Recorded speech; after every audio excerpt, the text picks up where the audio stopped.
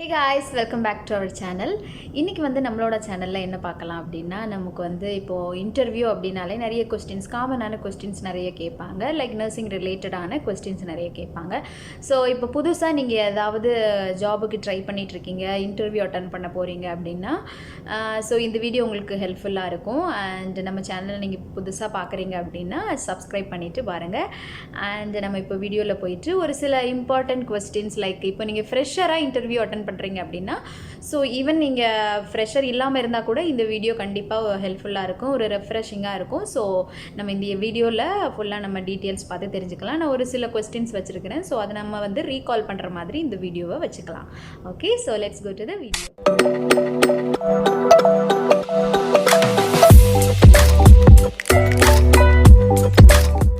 நம்ம ஃபர்ஸ்ட் காமனாக நம்ம நர்சிங்கில் காமனாக எல்லாருக்குமே தெரிஞ்சிருக்கக்கூடிய ஒரு விஷயம் vital signs. So what are the vital signs? So temperature, pulse, respiration, blood pressure, SpO2. So temperature 98.6 Fahrenheit. So this is the normal temperature, 98.6 degree Fahrenheit. And then the pulse rate 60 to 100. So if it's less than 60, so we will call it bradycardia. So bradycardia, less than 60, bradycardia. More than 100, so we will call it tachycardia. So bradycardia, tachycardia, so you will know it. And then the respiration, so the respiration normal value is 12 to 20. So if it's less than 12, we will call it bradypnea. If it's more than 20, we will call it tachypnea. So next, blood pressure. So blood pressure normal value is 120 over 80 mmHg. So 120 over 80. So the SpO2 normal value more than 95 to 100%. SpO2 95 to 100%. So this is the normal value. And then if it's less than 95, we will call it desaturation. So if it's like that, we need to inform to the physician. And then make sure your patient, the position, put your patient on the Fowler's position. So it will help your patient to improve your patient oxygen. So these are the vital signs. So the next, what is the fifth vital signs? So this is the common question in interview. So the fifth vital signs is pain. So pain is the fifth vital signs. So how you will measure the pain? So we have the pain measurement scales. So numeric scales, Wong-Becker scales. And then if your patient conscious, you can use intact your patient, you can use numeric scale. For the babies, you can use Wong-Becker scale. With the facial expression, you can measure your patient pain level. If your patient is impaired, the baby cannot answer your questions like unconscious patients, you can use the pain scale FLACC, FLACC. So these are the three pain measuring scale. So you can use for your patients to measure the pain level. And then what is the best method for prevention of infection? The common method is hand washing. So hand washing, we have two types: medical hand washing and surgical hand washing. So for the medical hand washing, the timing is 30 to 60 seconds. And the surgical hand washing, 3 to 4 minutes. So this is we will use for the surgical cases. Before going to the operation theater, we will wash our hands 3 to 4 minutes. So we will call it surgical hand washing. So the next, steps of hand hygiene. So in our nursing period, we all know about the steps of hand washing. So we will just recall about that. So the first one is palm to palm. Second one is right palm over left dorsum and vice versa. left palm over right dorsum and vice versa, and interlacing and interlacing and base of the thumb, tip of the fingers and up to wrist, and then wash your hands. So and then dry, and then wait for the dry. So you can dry with the towel or you can dry with the air. So that's it. And then movements of hand hygiene. So we have 5 movements. So this is the common question in interview. So the first question is, first answer, the first movement is before touching the patient. Before touching the patient. Second one is before doing any procedure. 3 is after doing any procedure. Fourth one is after touching the patient. Fifth one is after touching patient surroundings like bed, like urine bag, like any tubings, you need to wash your hands. So these are the 5 moments. It's very important in hand hygiene. So the next, what are the 10 rights of medication administration? So this is the common question in interview. So you should know about the 10 rights of medication administration. So the first one is right patient. Check your patient with the full name and medical record number, because most of the hospital the patient's name similar to other patients, like same to the other patient. So we should make sure the patient name correctly, and then with your patient identification band, and then check the medication record number also. Every patient in the hospital, they have one own number, so you need to check that number also before giving any medication. So the second one is right dose, right dosage. The third one is right time and frequency. The fourth one, right dose, right drug. The fifth one, right route. Sixth, right assessment. The right assessment, you should assess your patient before giving any medication. So the seventh one, right evaluation. So this one, you need to assess your patient after given your medication. So you should measure, is it working, working or not. So you should make sure the patient is taking this medication, is it good for your patient. So you need to evaluate the patient, so you can measure your rationally. And then the eighth one is right documentation. The ninth one, right education. You need to educate to your patient, what are you giving to the patient, these are the drug adverse reaction will happen, so you need to avoid this kind of food with this medication. So these are the things you need to educate to the patients. So the 10th one is right to refuse. So these are the 10 medication administration. So you need to memorize these things. So we will move on to next question. What is BLS and ACLS? So the BLS is basic life support. Basic life support. So the ACLS is advanced cardiac life support.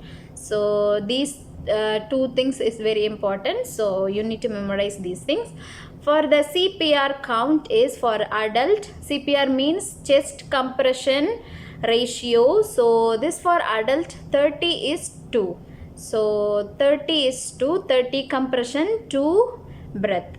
So for the position for the CPR, hands over sternum, hands over sternum.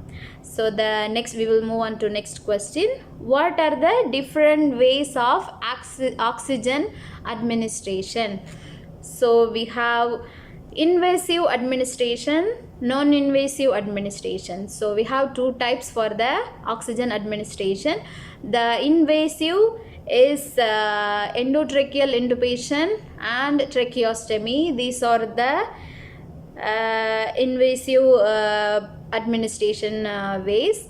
So the non-invasive administration is nasal cannula. So this is via nasal cannula you can give the oxygen 6 liter per minute. So nasal cannula 6 liter per minute.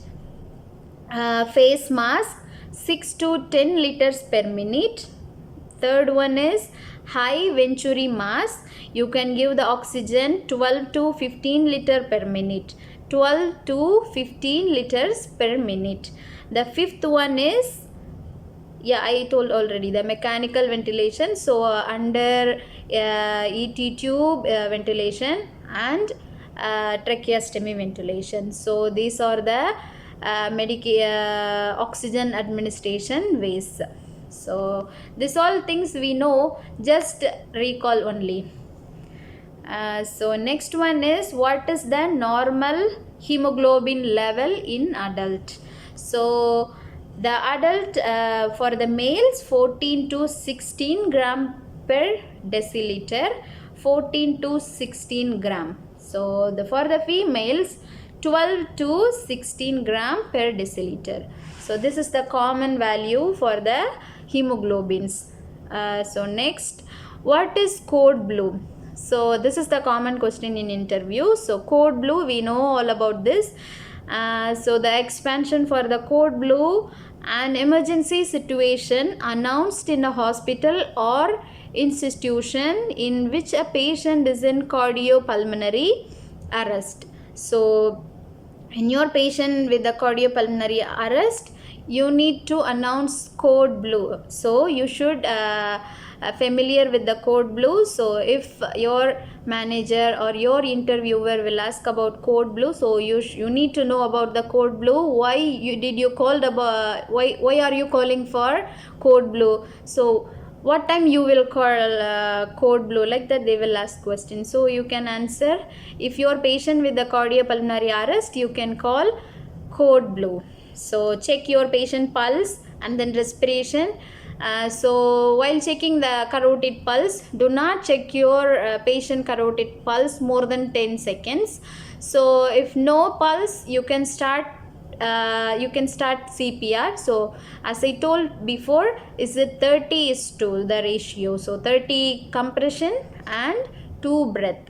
So next question, what are the preferred and non-preferred site for IV cannulation? So we have two, so preferred site, non-preferred site. So first we will see about preferred site. So the first one is dorsal veins, cephalic veins, basilic veins. So these are the common veins we will choose for the IV cannulation.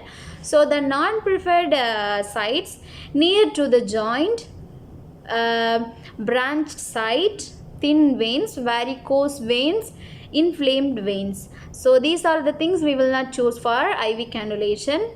So these things you should know. And then what are the complication of IV cannulation? So IV cannulation complication is very common, phlebitis, and then second one is cellulitis, third one infiltration, fourth one extravasation, fifth one sepsis. So these are the 5 complication is common in IV complications. So the next question, what are the common sites to check your patient body temperature? So we have 4 ways. So the common one is oral, axilla, and rectal and temporal. So oral, axilla, rectal and temporal. So these are the 4 things, so we can check temperature. And next question, what are the common sites to check the patient pulse rate? So we have 9. So let's see one by one. So the first one is temporal artery, second one carotid. So as I said before, do not palpate your patient carotid more than 10 seconds. So the third one is brachial pulse, fourth one apical pulse. So this one we will check for the babies. Fifth one radial pulse. So this is the common pulse. So we will all check to the patients only radial pulse, the initially. Sixth one femoral, seventh one popliteal artery, eighth one is posterior tibial artery, ninth one is pedal pulse. So these are the common checking pulse area. So you should memorize these things also. And then we will move on to next question. Normal electrolyte values. So I have 3 electrolytes. So the potassium value normal is 3.5 to 5 milli equivalent per liter. So 3.5 to 5 milli equivalent per liter. So sodium 135 to 145 milli equivalent per liter. 135 to 145 milli equivalent per liter. Next one, serum creatinine. So 0.6 to 1 milligram per deciliter, mg per dl. So 0.6 to 1.2. So next, what is PPE? So in our COVID time, we all know about PPE. So what is PPE? The expansion is personal protective equipment. So this is the expansion, personal protective equipment. So we have examples. Example, mask, gloves, head cap, goggles, gown, shoe covers. I will repeat again. Mask, gloves, head cap, goggles, gown and shoe cover. So we should know about donning, doffing also. So if they will ask about PPE, so you should know about donning, doffing also. Sometimes they will ask how you will put your PPE, how you will remove your PPE. So this also you need to study. So the next question, what are the preferred site for insulin administration? So insulin administration, we have 4 sites. So the common one is abdomen, the second one upper arm, so third one lateral aspect of thigh, fourth one is buttocks. So these 4 sites we will use for insulin administration: abdomen, upper arm, lateral aspect of thigh and buttocks. So we will move on to next question. So what is NSI? NSI mean needle stick injury. So for the answer, so if needle stick injury happen, what you will do? Like that they will ask. If you have needle stick injury, what you will do? The first answer is do not panic and do not suck the blood. So this is the first answer though. So next, wash your hands under running water properly and inform your charge nurse or senior. So next, write an incident report. So next, identify the virals of patient and take immunoglobulin. So you will go to the emergency department for the blood investigation. So they will assess you, so they will give the further information. So you will follow about this. So if they will ask about needle stick injury, so you can answer like this. So first, do not panic, wash your hands and then inform your charge nurse and then do incident report, then go to emergency department, then so they will give an instructions. So the next question is 5 emergency common medications. So I have 5. So I will read one by one. So the atropine 0.1 milligram per milliliter. Atropine 0.1 milligram per milliliter. Sodium bicarbonate 0.5 milliequivalent per milliliter. Calcium gluconate 100 milligram per milliliter. Fentanyl 50 mcg micrograms per milliliter. Epinephrine 0.1 mg per milliliter. So these are the 5 important medications in emergency time. So you should memorize these things also. So அவ்வளோதான் இந்த வீடியோவில். So இந்த questions and answers எல்லாமே நீங்கள் இது காமனாக நம்ம சின்ன பிள்ளைங்களில் இருக்கும்போதே லைக் நர்சிங் ஸ்டடி பண்ணிகிட்டு இருக்கும்போதே நம்ம இதெல்லாம் படிச்சிருப்போம். ஸோ இது ஒரு ஜஸ்ட் ஒரு ரிமைண்டர் தான். இப்போ நீங்கள் இன்டர்வியூ அந்த மாதிரி அட்டன் பண்ண போகிறீங்க அப்படின்னா இந்த மாதிரியான கொஸ்டின்ஸும் கேட்குறதுக்கான சான்சஸ் இருக்குது. ஸோ அதனால் இது மாதிரியும் படிச்சுக்கோங்க. ஸோ நீங்கள் இன்டர்வியூக்கு போகிறீங்க அப்படின்னா உங்களுக்கு best of luck. And I hope இந்த வீடியோ உங்களுக்கு யூஸ்ஃபுல்லாக இருக்கும்னு நான் நினைக்கிறேன். அண்ட் இன்னொரு சூப்பரான ஒரு வீடியோவில் உங்களை வந்து சந்திக்கிறேன். அது வரைக்கும் tata, bye bye. Thank you for வாட்சிங் guys.